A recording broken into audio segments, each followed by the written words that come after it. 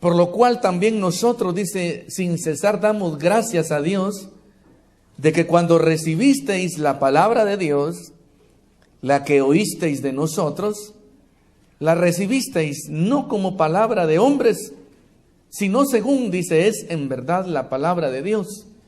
Y luego él explica qué es lo que produce la palabra. Dice, la cual, como dice, actúa en vosotros los creyentes. Hay que haber nacido de nuevo, hermano, para experimentar los beneficios de la palabra del Señor. Amén. Hay que ser un buen conductor del poder de la palabra, como explicábamos la semana pasada también. No solamente en el que la traslada, sino que también en el que la recibe. Porque hay un pasaje que usted va a examinar después ahí, pero le doy la cita, Hebreos capítulo 4, en el verso número 2, dice que al pueblo de Israel en el desierto no le aprovechó la palabra. El poder de esta, dice, porque no iba acompañada de fe. ¿En quiénes? En los que la oyeron. Es decir, la recibieron, pero no la recibieron con aquel homenaje, con aquella honra, como debe de ser recibida. Y por lo tanto la palabra de Dios en ellos no pudo hacer el beneficio que debería de haber hecho. Usted se recuerda cómo Jesús llegó a aquella región de donde él era oriundo, ¿verdad? De Nazaret. Y dice que no pudo hacer muchos milagros ahí. Había una razón, ¿verdad? Faltaba fe. Había dureza en el corazón de las personas. Esto es un ejemplo, pues, de que la palabra de Dios actúa poderosamente, pero se necesita que aquel que la reciba, hermano, tenga la actitud correcta. Es decir, como la de los tesalonicenses aquí, donde el apóstol Pablo da gracias a Dios. Dice, no ceso de dar gracias a Dios. Porque habiendo ustedes oído la palabra de Dios, dice, la recibieron. Pero la recibieron tal cual es, como la palabra de Dios. Así es que nos viene ahora a nosotros una buena pregunta. ¿Cómo debe de ser recibida? ¿Qué clase de recibimiento se le debe de dar a la palabra del Señor? Bueno, una cosa muy importante, debe de ser tratada con homenaje. Número 2, de forma atenta. No debe de ser rebajada a niveles humanos, que sería la interpretación de aquel pasaje donde dice que Samuel no dejaba caer a tierra, dice la palabra del Señor. Es decir, él no solamente no la ignoraba, no la desechaba, sino que tampoco no la rebajaba ni la degradaba a un nivel humano. Pero usted sabe que hay gente el día de hoy que recomienda la lectura de la Biblia porque tiene una riqueza moral muy elevada. Hay gente que dice, mire, lea los proverbios porque tiene sentencias morales que le van a servir a usted. Mire, nosotros no debemos de ir a la Biblia porque es un buen libro de literatura, hermano. La Biblia, para los creyentes, la palabra de Dios para nosotros, hermano, no solamente es un instructivo, sino que simplemente es una fuente de vida. A través de la palabra nosotros, hermanos, somos nutridos. La palabra nos alimenta. Además de instruirnos, la palabra de Dios alumbra los ojos de nuestro entendimiento. Hay un hombre que recibió la palabra y la desechó. A ver si lo identifica. Hay varios en la Biblia, ¿verdad? Él desechó la palabra del Señor. Y luego un profeta lo confronta y le dice, es mejor que los sacrificios, le dice, la obediencia a la palabra de Dios. Ya sabe de quién estoy hablando, ¿verdad? Y es mejor que la grosura de los carneros, le dice, el poner atención. Y entonces le dice el profeta a este rey que era Saúl, como tú desechaste la palabra de Jehová, entonces también el Señor a ti te desecha. Imagínese usted qué tremendo. Ellos en Tesalónica, dice, tuvieron una actitud frente a la palabra de Dios, tratándola como según es en verdad, dice, la palabra de Dios. ¿Cómo es la palabra de Dios? Bueno, en primer lugar dice que la palabra de Dios nunca regresa vacía. O sea, tiene efectos, trasciende, ¿verdad? O sea que tiene consecuencias. La palabra del Señor siempre es dada con un propósito. El Señor dice, hará lo que yo quiera y será prosperada en aquello para lo cual yo la he enviado. Pero para que todo ello se produzca, como le dije, tiene que haber buen conducto. No solamente de quien la recibe, sino también de quien la entrega. porque habían quienes hablaban la palabra del Señor. Y era como que fuese simplemente palabras de hombre. ¿Se recuerda usted de los escribas? Como los discípulos, cuando oyeron a Jesús, sintieron, hermano, el cambio y dijeron: habla como quien tiene autoridad. No habla como los escribas. Porque cuando los escribas hablan la palabra de Dios, no sucede nada. La palabra de Dios, acuérdese usted que es un concepto, ¿verdad? Es un logos, pero lleva vida porque lleva el complemento de la acción del Espíritu Santo, que llega a la mente, que llega al corazón y que quebranta las vidas. Yo le tengo aquí un ejemplo de una palabra hablada con unción, hablada con poder, trasladada, hermano, con autoridad. Se trata de Nehemías, de quien ya hemos mencionado esa experiencia en algunos momentos. Él estaba plácidamente, muy tranquilo en el palacio del rey, del reino más poderoso de aquel entonces. Habían ya pasado muchos años desde que Jerusalén había sido destruida. Las novedades de que las piedras estaban derrumbadas y que las puertas estaban quemadas a fuego, eso era una vieja noticia. Sin embargo, ahora aparece un hombre que usted encuentra su descripción en Nehemías capítulo 7, verso 2. Este era un individuo especial. Dice que él era temeroso de Dios más que muchos, y dice varón de verdad. Y dice que este llegó, ahí está en el capítulo 1, llegó con Nehemías. A veces se olvida este episodio, esta parte importante, ¿verdad?, de la ministración que recibió Nehemías para que él se levantara, ¿verdad?, a solicitar permiso al rey para ir a restaurar Jerusalén.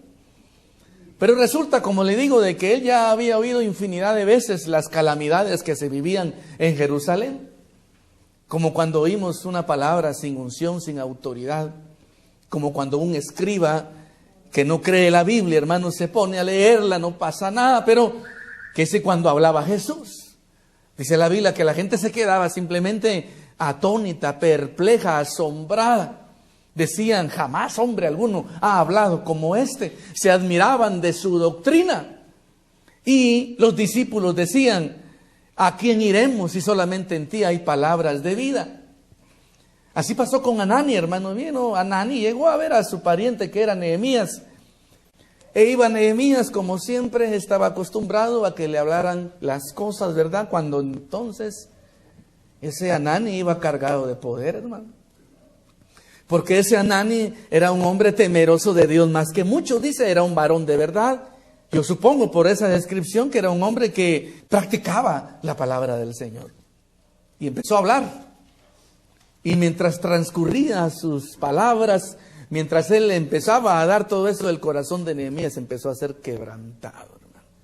Tan quebrantado que dice que no se podía ni sostener en pie, hermano. Dice que tuvo que sentarse y tuvo que llorar. Y dice que el efecto de eso le tardó durante varios días y terminó, hermano, confesando su pecado. La entrevista con Anani fue ni más ni menos que transformadora. Porque iba cargada, hermano, esa entrevista de el consejo de lo alto. Aquel hombre iba ungido. Por eso es que le digo de que la palabra de Dios, para que tenga el efecto, debe de ser trasladada por un buen conducto y recibida también por un buen receptor. Debe de ir acompañada de fe, hermano. Y entonces produjo el efecto, usted ya lo conoce. El hombre no pudo seguir siendo el mismo. Sabía que su destino estaba allá en Jerusalén, a ir a restaurar las puertas y a levantar los muros. Entendió por fin cuál era el propósito por el cual Dios le había llevado para hacer el copero del rey aquel. Y la vida de Nehemías tomó un rumbo, hermano, que él nunca se había imaginado. Literalmente Isaías 55:11 se había cumplido en su vida.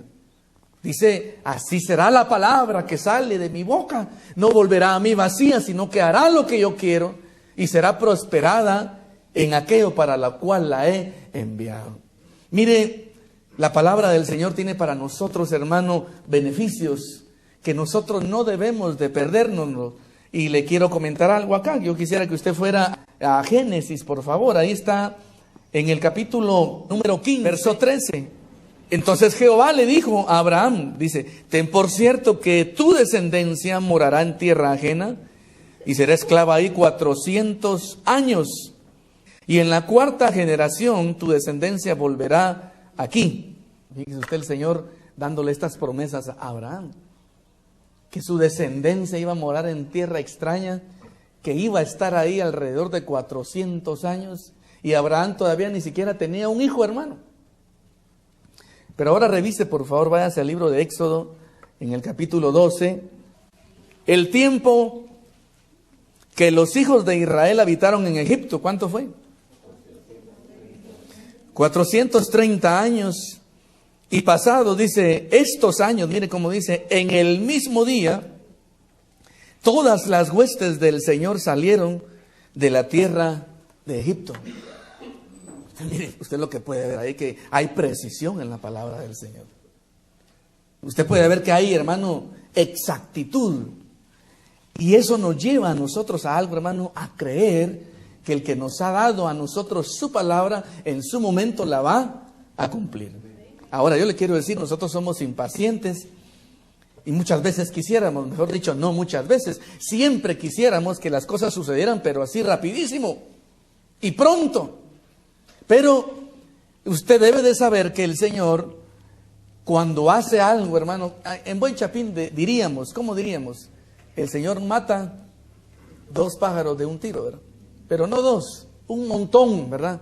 Él cumple muchos propósitos, porque como usted lo puede ver ahí en Génesis, dice, la maldad del amorreo todavía no ha llegado a su colmo. Había gente en la tierra de Canaán entregada a la idolatría, hermano, al paganismo, a cultos extraños. Ahí en la tierra de Canaán habían naciones que no agradaban al Señor. Y el Señor en su momento, hermano, iba a caer sobre ellos con juicio, cobrando hasta el último cuadrante. Quizás había gente que miraba a los amorreos haciendo maldades y decía, ¿hasta cuándo se les va a permitir a estos continuar con esta iniquidad, verdad? Parece como que no hay Dios en el cielo que obre poniendo aquí las cosas en orden, pero no es Dios que se tarda, digan amén, sino que es Dios que tiene misericordia, hermano.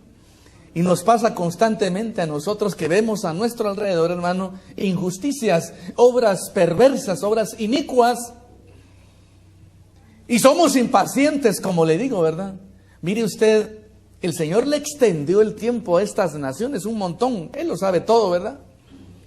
Pero cuando Él le dio la promesa a Abraham, estas naciones que obraban mal todavía no habían llegado a colmar la paciencia del Señor. Pero cuando Israel salió de Egipto, hermano, era el momento en que el Señor iba a disciplinar a aquellas naciones. Israel fue el látigo para, ¿cómo les digo?, desarraigar, hermano, esas naciones. La orden del Señor fue eliminarlas por completo. Y a la vez el Señor estaba dándole a la descendencia de Abraham lo que Él mismo les había prometido. Así es que usted puede ver ahí muchos propósitos. Yo estoy seguro que el Señor le ha hecho a usted promesas. El Señor le ha dado a usted promesas. Y usted dice, Señor, no se están cumpliendo todavía. Tenga paciencia, porque en su momento usted va a ver cómo la palabra de Dios, hermanos, se cumple en sus vidas. Amén. Digan bien fuerte, amén. Amén, amén, así es.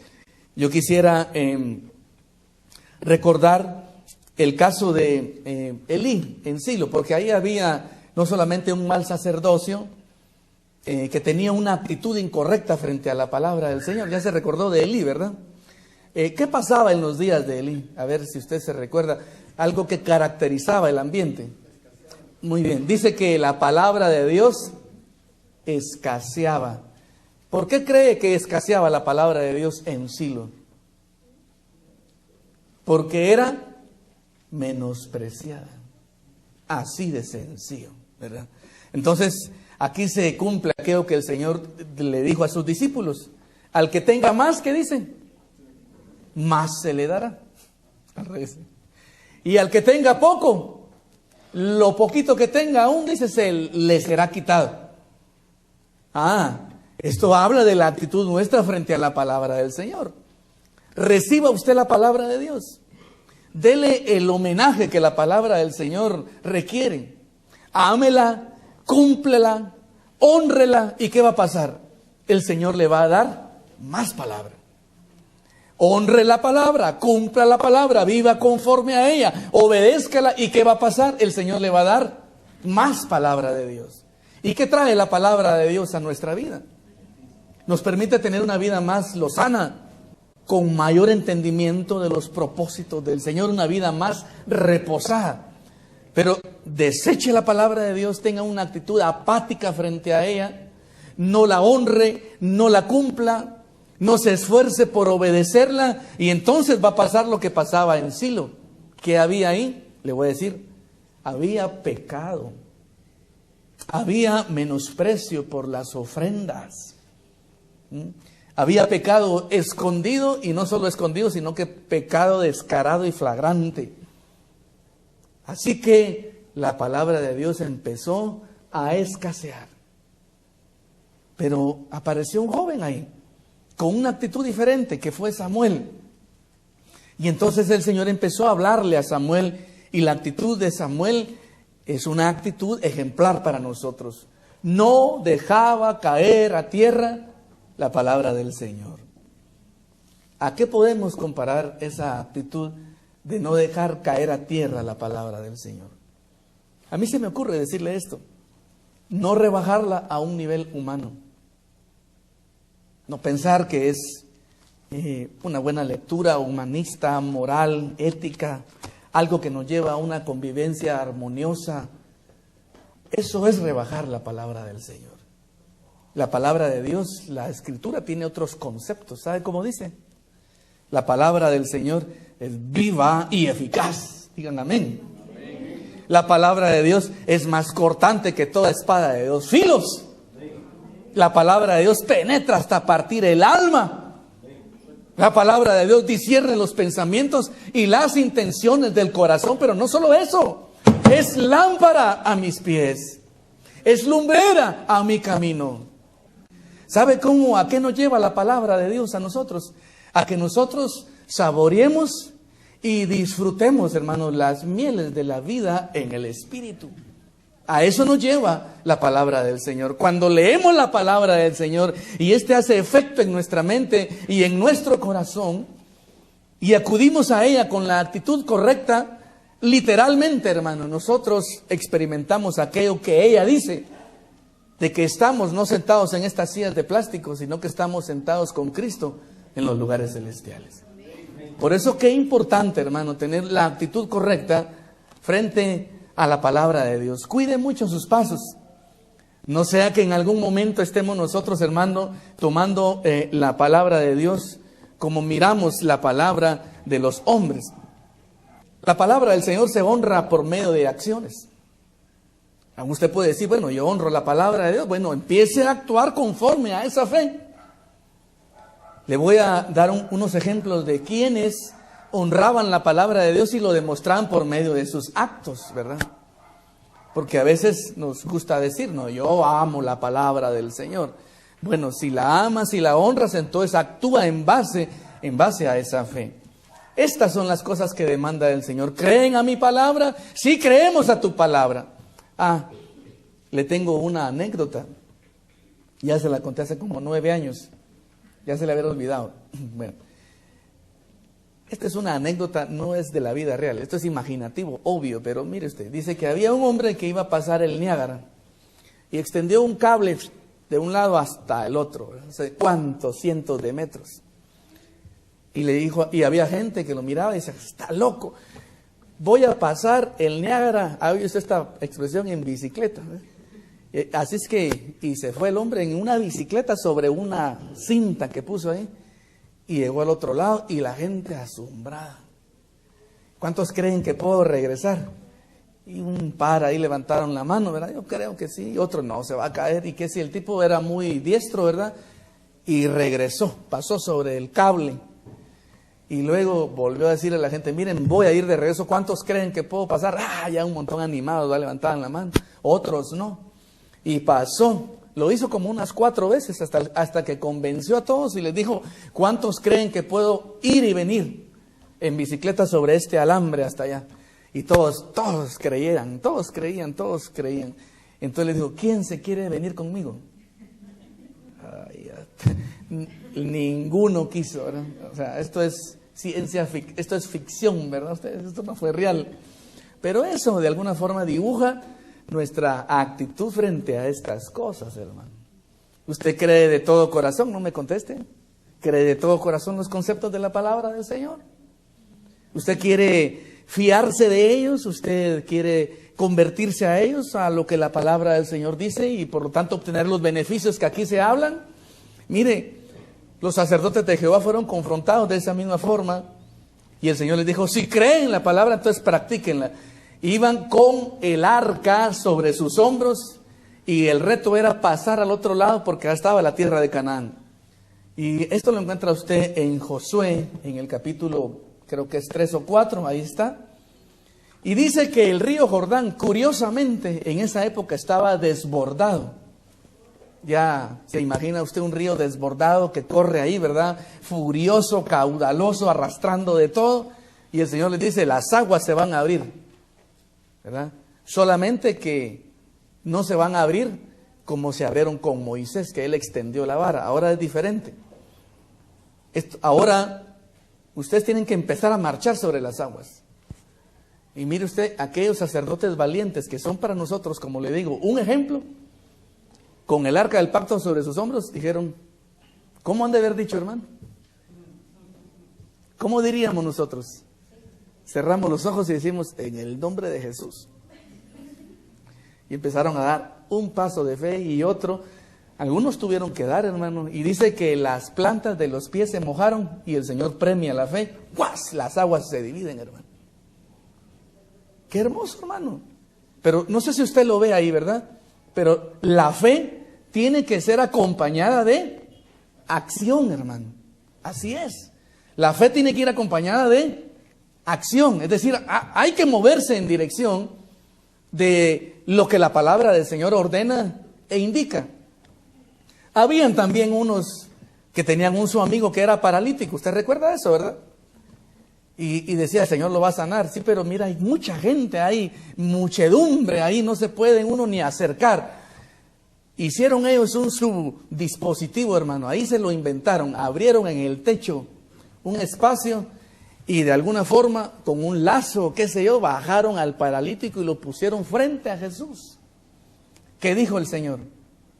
Dice que Él se admiró de la fe de ellos. Muchos dicen que la fe de ellos era de los que lo estaban bajando. Yo creo que la de ellos y la del paralítico también, que dejaba que lo bajaran así. O sea, la fe de ellos, dice el Señor, cuando vio eso se admiró. ¿Y qué fue lo que pasó? Provocó el beneficio de la sanidad. Así es de que, bueno, le digo este aspecto importante, ¿verdad? Otro hombre tenía un siervo enfermo.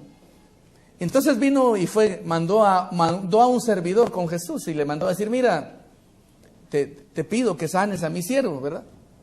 Pero la palabra era esta, no vengas tú, no es necesario, ¿verdad?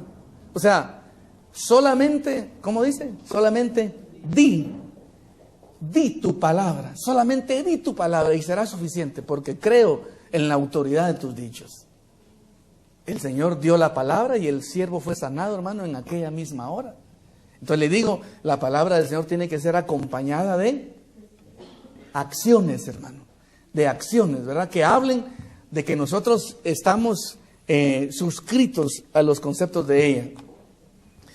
Otra situación muy importante es lo que le pasó a los discípulos.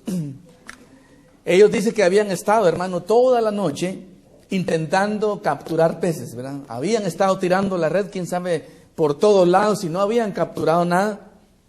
El Señor les dice, tiren la red a la derecha y ellos dijeron esto. ¿Cómo dice? En tu nombre echaremos la red. Echaron la red en el nombre de Jesús, a pesar de que no habían evidencias, a pesar de que parecía que los esfuerzos iban a ser iguales que los anteriores. Pero cuando está de por medio una promesa, debemos de creer. Amén. Sí, debemos de creer. Y entonces para esto se necesita, hermano, fe. Saber que la palabra de Dios, hermano, tiene un poder. Que la palabra de Dios, hermano, puede desafiar cualquier tipo de circunstancia adversa. Lo hemos dicho aquí en Isaías 55. Así será la palabra que sale de mi boca, dice el Señor. No volverá a mí vacía, sino que hará lo que yo quiera. Si el Señor te ha dado su palabra, te basta, hermano. Y te sobra. Solamente ten paciencia. Solamente pídele al Señor una actitud correcta para honrarlo a Él, porque la palabra de Dios en su momento va a ser una realidad y se va a cumplir. Haz como los sacerdotes. En el nombre de Jesús, vamos aquí marchando. Si Él ha dicho, adelante. En el nombre de Jesús, si no has pescado nada, si parece que es otra vez otro intento fallido, pero si ahora es el Señor el que te está diciendo, echa la red en el nombre de Jesús. No va a ser como las otras veces. El Señor va a respaldar su palabra. Yo quisiera, además de trasladar estas ideas, que viéramos, por favor, busque ahí este pasaje que le voy a mencionar, está en Eclesiastés, en el capítulo número 12, por favor. Eclesiastés capítulo 12. Dice en el verso 11, una faceta muy importante de la palabra del Señor. Dice Eclesiastés capítulo 12, verso 11. Antes de Isaías, ahí está, ¿verdad? Ahí está el Cantar de los Cantares, e inmediatamente Eclesiastés. Dice 12, 11, el último capítulo, y en el verso 11, las palabras de los sabios son como aguijones y como clavos hincados, dice, y como clavos hincados son las de los maestros de las congregaciones cuando son impartidas, dice, por un pastor. Este pasaje revelador, hermano, tremendo. Dice que son como clavos hincados la palabra de Dios. Cuando son dadas, quitemos la palabra pastor y mejor pongamos la palabra ministro. Quitemos la palabra ministro si quiere y mejor pongamos cuando son dadas con autoridad y con unción. Entonces la palabra de Dios, cuando es dada de esa forma en una congregación que dice son como clavos. ¿Alguna vez usted se ha metido un clavo, hermano? ¿Nunca le ha pasado? Un martillazo tal vez se ha dado. Mire, un clavo, bueno, yo nunca me he clavado un clavo. A mí sí me pasó una vez que en mi casa, yo arriba en el techo de mi casa tengo una migalerita donde tengo yo un como taller donde yo trabajo cosas de madera. Una tabla con un clavo para arriba y me paro en eso. ¡Ja! El clavo entró un poquitito nada más, ¿verdad? Y uno rápido reacciona. Eso duele, hermano, ¿verdad? Eso duele. Yo creo que hemos tenido la experiencia tal vez con las espinas de un rosal, ¿verdad? Y pica eso y uno ahí, ¿verdad? Sí, ¿verdad? Porque eso de meterse un clavo creo que quizás no nos ha pasado, pero sí ha de doler, hermano. Y le digo, esa vez a mí me pasó y uno inmediatamente se resiente. ¿Qué le quiero decir con esto? Que hay una característica que distingue la predicación de la palabra del Señor, y es que usted viene a la iglesia y no sale aquí felicitado, ni sale honrado, ni qué bonito está, siga así. No, la palabra de Dios dice son como clavos hincados. Ya lo dice Hebreos 4:12. Dice, la palabra de Dios es como una espada afilada de 2 filos que penetra y parte, dice. Llega hasta lo más profundo. ¿Quiere que le diga algo? La palabra de Dios hiere.